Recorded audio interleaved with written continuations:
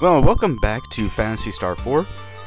When we last left up, Zio had turned the population of Zema into lawn ornaments, and we need to go see the Matavians to get it back to normal. Now, the native Matavians have shown up in previous Phantasy Star games where they were kinda depicted as filthy garbage eaters, but they've been rather rehabilitated in this version of the... well, in this game. And I can't say I know exactly why, but I think I can give a good reason. I'll say it when it's relevant. Oh yes, something you may have noticed is that every town in Phantasy Star 4 has its own unique overworld graphic. I've gone through it myself, and there is no overworld town graphic that is reused throughout the course of the whole game.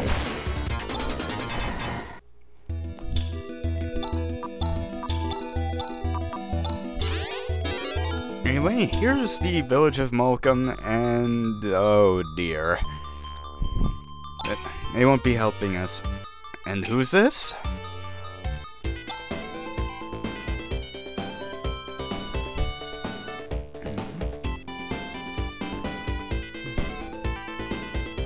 Oh yes, it's Rune. However, for our purposes, at least for the time being, he will be Tall Jerk.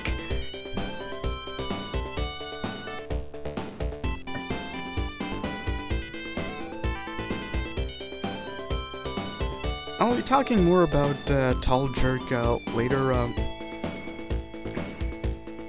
when he's far more relevant to what we're immediately doing.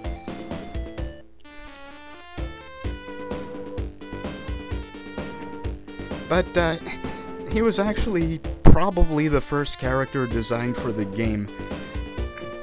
The original design's production sketch was actually dated in February of 1991, about when the game actually started development.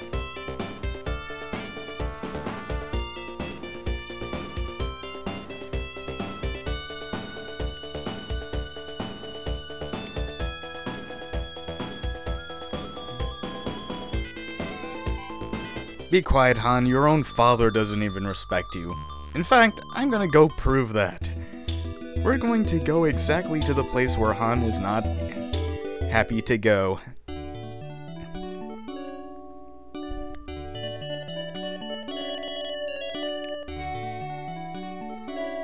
But first...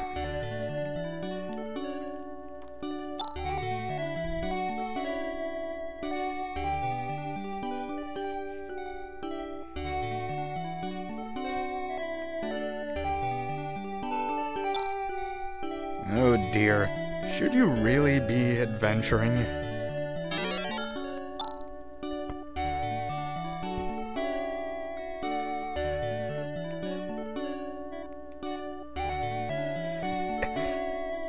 And even she admits that Han needs looking after more often than not.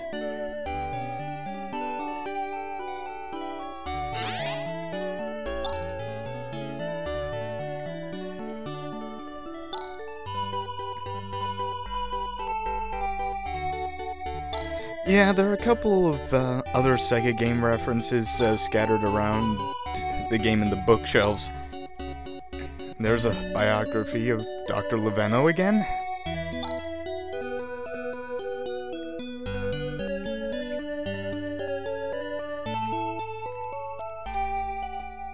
Of course, we can get some new equipment here, and there's even more new equipment above this in the next town. Oh boy. The power of science! Only someone believes in that around here. I do have to wonder what kind of forge they've got around here that they can make carbon fiber stuff.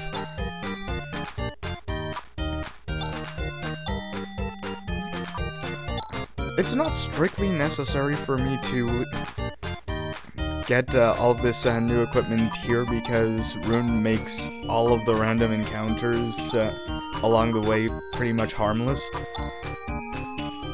However, Han can't actually use most of the armor in the village ahead, so I have to get new stuff for him here no matter what.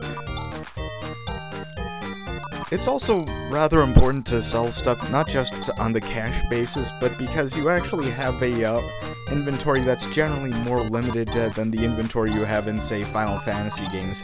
You can't stack 99 of each healing item or whatever. Each one takes up a space in your inventory, and I forget exactly how many items total you can carry.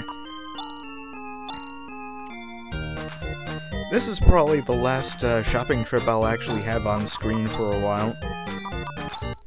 Most of my money grinding will probably be off screen after this.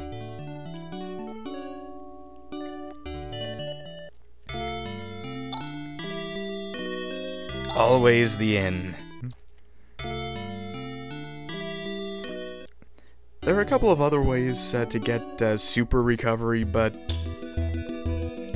for now, it's just inns. I left this encounter in here to show you another thing. There are quite a few monsters in this game that are holdovers or refurbished versions of monsters from Phantasy Star 2. I can't say for sure exactly how many there are, because I can't remember much about Phantasy Star 2 except for that famous bit in the middle and the ending.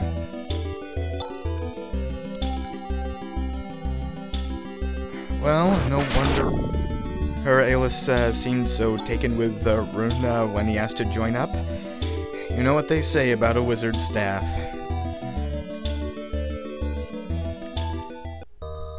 Wizards have never been especially common in the Phantasy Star setting.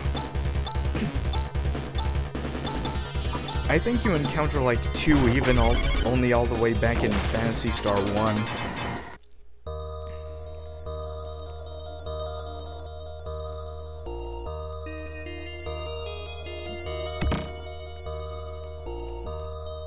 There's not much hugely worth getting in this cave, but I decided to poke around. And most of the encounters I've cut off except to show off a few new enemies. However, not that it means all that much, because that's what Rune does to random encounters.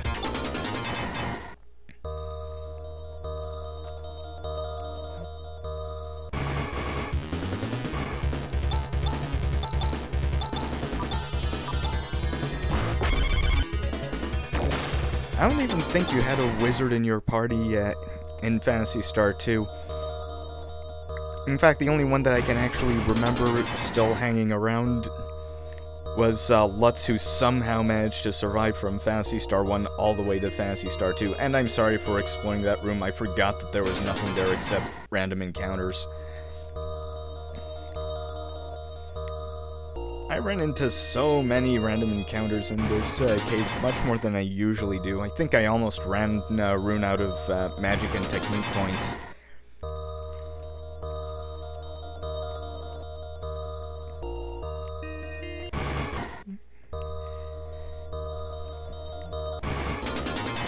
Rune is basically here to get you through this area relatively painlessly. Because if you tried to do it even with the equipment from Krupp, it would be a rather long, hard slog and not all that interesting or fun.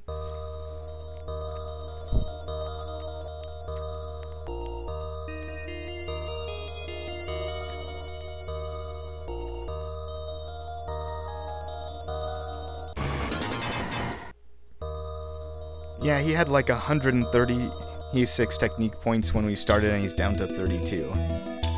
And here we are. I'm not quite entirely sure of that myself.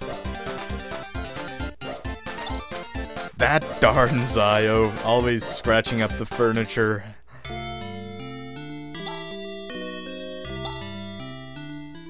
Okay.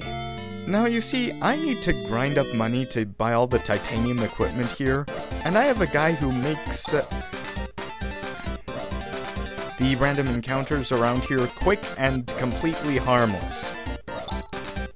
I'll be back a bit later.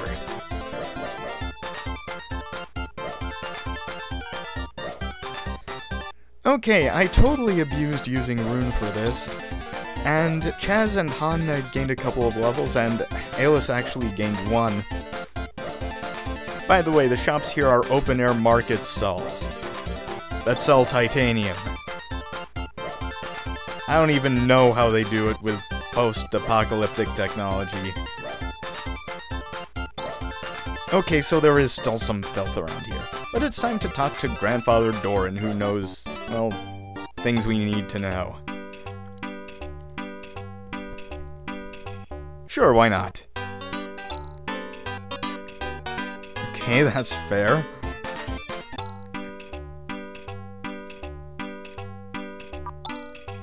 Well, okay, that's true.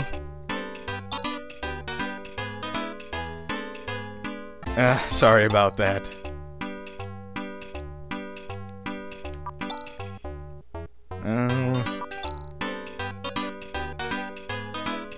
Sure, what's the worst that could happen?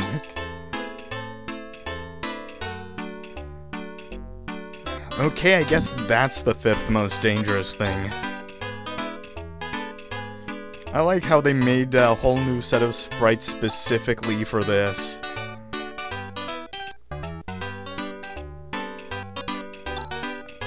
I do have to wonder, though, how he did not notice he was speaking directly to Alyssa when he was blabbing that out.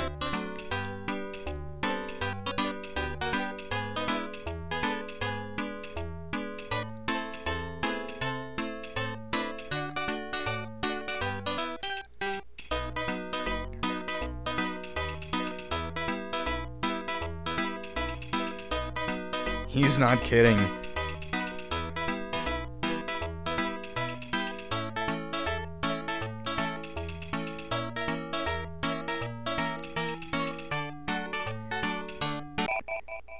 Now, there's a little bit of debate about this, whether Rune was actually giving an honest warning or actually putting the thought of taking down Zio into Chaz's head in a kind of don't think of pink elephants kind of way.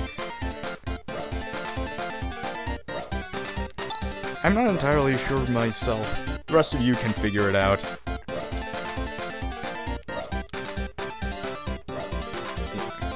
Okay, so we have Grizz. We've encountered native Matavians before in the Phantasy Star series, but this is the first time we've ever actually had one in your party. Now, Grizz is a bit of a one-trick pony, but it's a pretty good trick. He is a straight-up tank.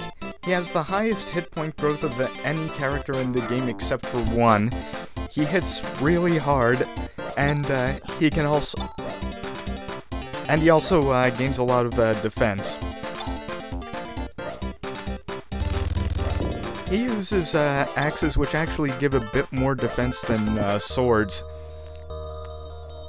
So once he catches up in levels with the rest of the party, he'll be our front man.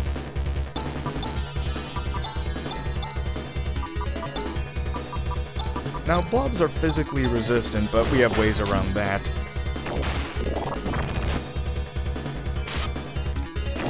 But the frogs and fair number of enemies in this place can poison you, and I loathe poison. I somehow managed to avoid getting plagued this time through. But I haven't been so lucky in previous playthroughs of this game, believe me. Now, I don't believe there's much worth picking up in this warehouse, aside from the quest item that we came for. Maybe I'll go back and grab all of it later.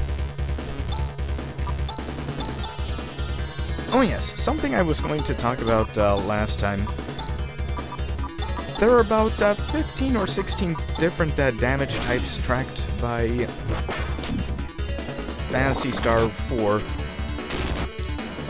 And Chaz's attack technique, Chain, Su, Githu, Nathu, and his Rayblade skill I'll use Element 6, Destruct.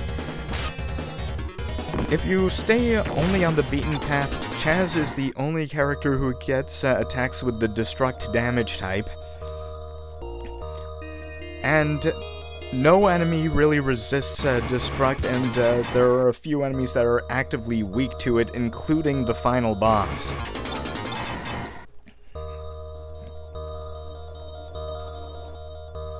Oh yeah, the Crash move that I keep on failing to use is actually one of Grizz's greatest strengths. His basic skill, the one you get the most of, is actually an instant death technique that affects both machines and living things. And I can't think of any non-combination ability that does that. Yes, there are combination skills in this game. However, I didn't succeed with it that much on camera. But it's really useful, as are all instant kill abilities. This game actually got a fair bit easier once I realized that instant death abilities for the most part are actually useful. Oh yes, and I was wrong about the previous video. Alice does not have any recovery abilities.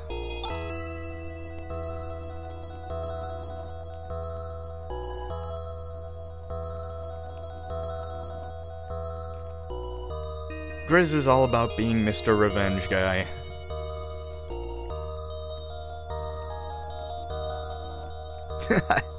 Okay.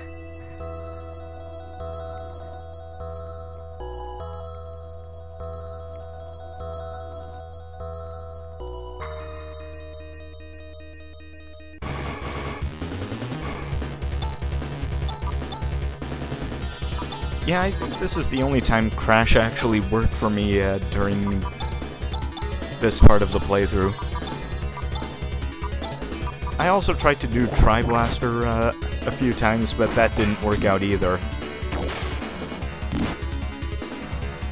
The thing is, combination attacks can't be relied on like they can in Chrono Trigger because they require the participants to go in the right order together. In any case, I found a handy-dandy escape item, which means I can get out of here and take the Ausschline back to Zima. I had considered walking over there, but I have finally got a different idea. Phantasy Star 4 is very good about letting the player be mobile and allowing them to skip travel time that they don't want to have to deal with.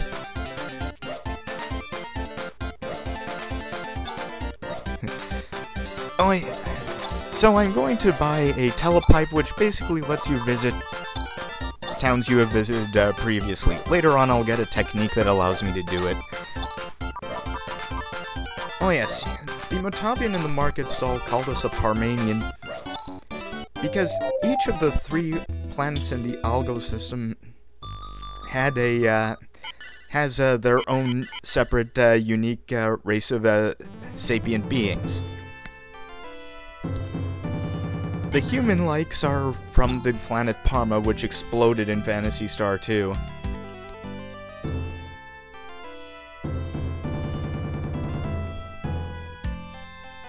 And we somehow managed to save everyone. Well, that was turned to stone anyway.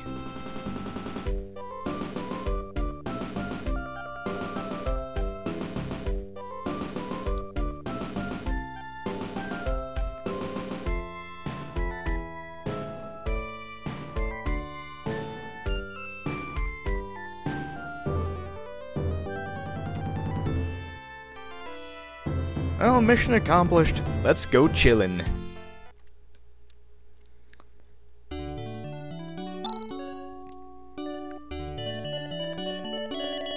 It's the kind of thing you don't see much in RPGs, and I'm glad whenever it shows up. Sitting back, taking a coffee break.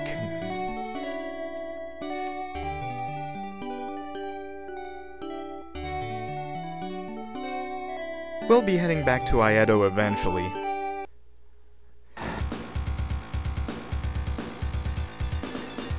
But for now, Didn't I deal with you?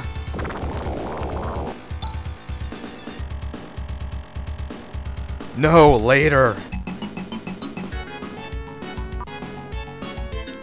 I don't even need to work hard to beat this thing now. It's exactly the same as it was when we fought it in the basement of the Matavia Academy.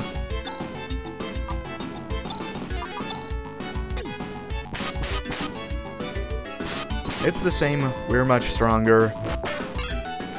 Game over.